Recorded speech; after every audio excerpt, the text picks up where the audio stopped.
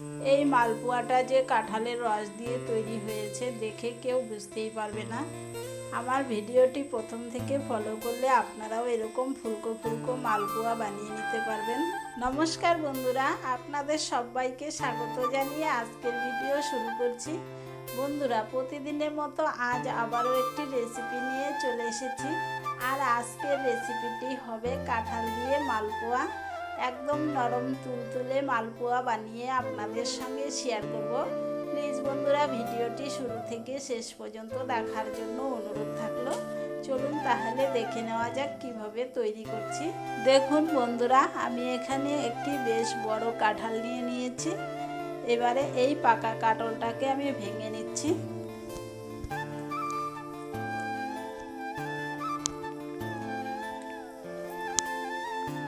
এবারে কাঁঠাল থেকে রোয়াগুলোকে উঠিয়ে নিচ্ছি।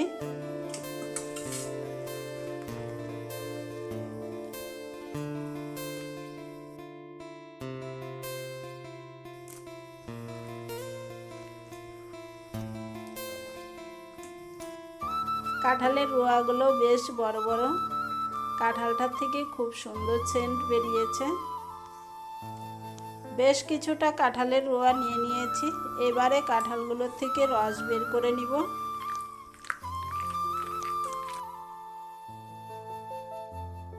এইভাবে ছাকনা দিয়ে রস বের করলে খুব সহজেই রস বেরিয়ে যাবে।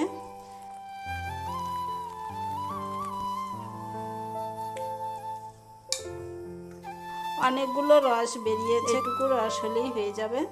এবারে একটি মিক্সির জার নিয়ে নিয়েছি।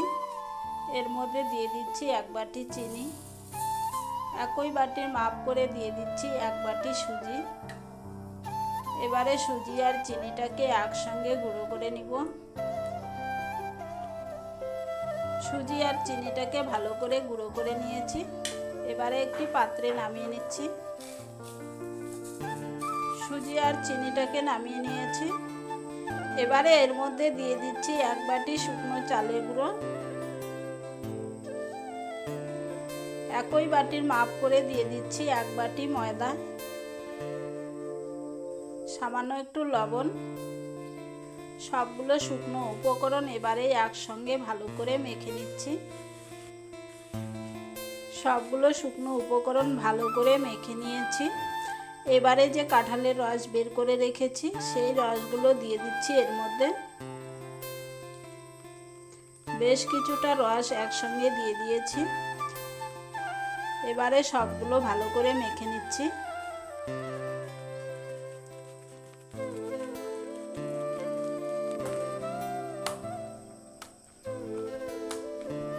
কিছুক্ষণ সময় ধরে মেখে নিয়েছি।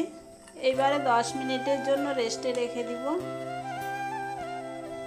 ব্যাটারটি 10 মিনিট রেস্টে রেখেছিলাম। এবারে চাপাটা খুলে নিচ্ছি।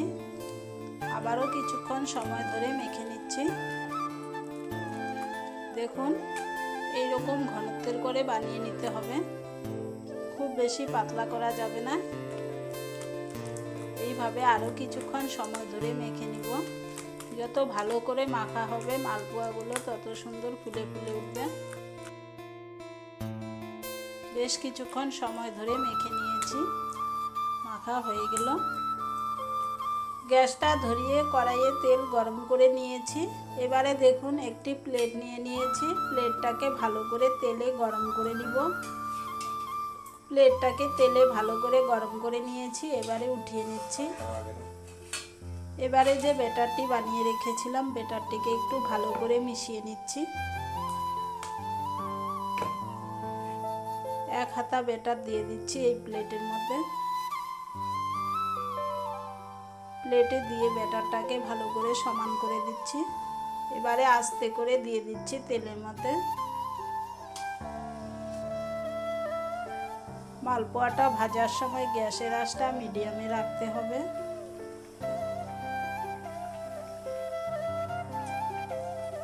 দেখুন বন্ধুরা, প্লেট থেকে মালপোয়াটি উপরে উঠে এসেছে। তেলের উপরে ভেসে উঠেছে। এবারে উপর থেকে একটু একটু করে তেল ছিটিয়ে দিচ্ছি। দেখুন মালপোয়াটা কত সুন্দর ফুলে উঠেছে। এইভাবে প্লেটে করে মালপোয়া তৈরি করলে সবগুলো মালপোয়া এক সাইজের হবে আর এরকম বলের মতো ফুলে ফুলে উঠবে। এক পাশ হয়ে গেল, এবারে উল্টিয়ে দিচ্ছি। এই মালপোয়াটা যে কাঁঠালের রস দিয়ে তৈরি হয়েছে দেখে কেউ বুঝতেই পারবে না। আমার ভিডিওটি প্রথম থেকে ফলো করলে আপনারাও এরকম ফুলকো ফুলকো মালপোয়া বানিয়ে নিতে পারবেন। মালপোয়াটা ভাজা হয়ে গেল, এবারে তেল ঝরিয়ে উঠিয়ে নিচ্ছি। দেখুন মালপোয়াটা কত সুন্দর হয়েছে।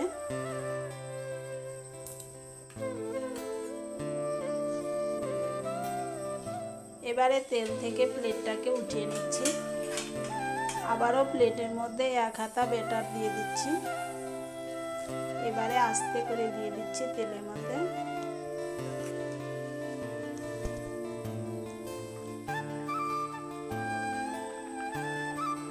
মালপোয়াটির উপরে এইভাবে তেল ছিটিয়ে দিতে হবে।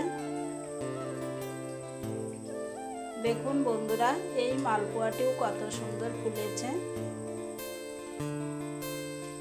এক পাশ হয়ে গেল, এবারে উল্টিয়ে দিচ্ছি।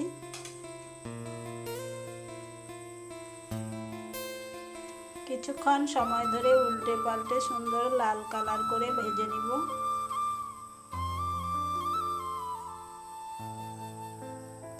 এই মালপোয়াটিও হয়ে গেল, এবারে তেল ঝরিয়ে উঠিয়ে নিচ্ছি।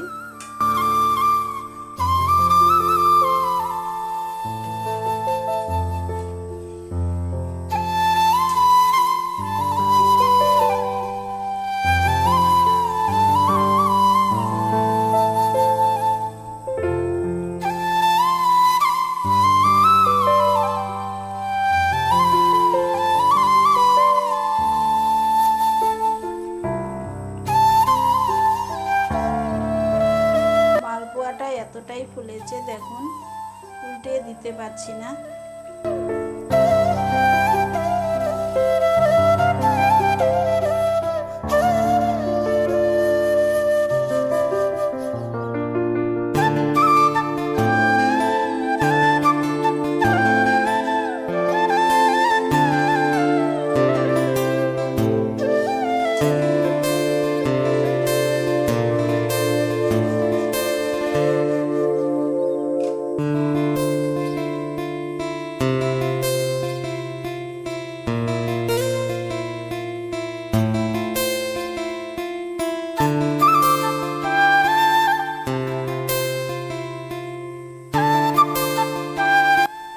বন্ধুরা, এই মালপোয়া রেসিপিটি দেখে যদি ভালো লাগে তাহলে আমার চ্যানেলটিকে একটি লাইক, শেয়ার, কমেন্ট, সাবস্ক্রাইব করে রাখার জন্য অনুরোধ থাকলো।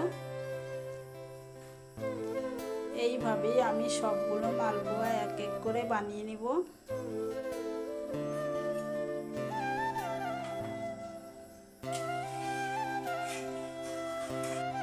বন্ধুরা দেখুন, কাঁঠাল দিয়ে তৈরি কত সুন্দর পিঠা তৈরি হয়েছে। কালারগুলোও খুব সুন্দর হয়েছে।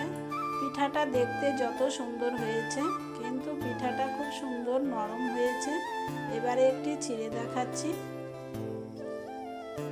দেখুন ভিতরটা কত সুন্দর জালি জালি হয়েছে। আপনারাও একবার এইভাবে কাঁঠালের পিঠা ঘরে বানাবেন। বাচ্চা থেকে বয়স্ক সবাই খুব খুশি হয়ে খাবে। আজকের মতো এই পর্যন্তই। আবারও দেখা হবে নতুন কোনো রেসিপি নিয়ে। ধন্যবাদ।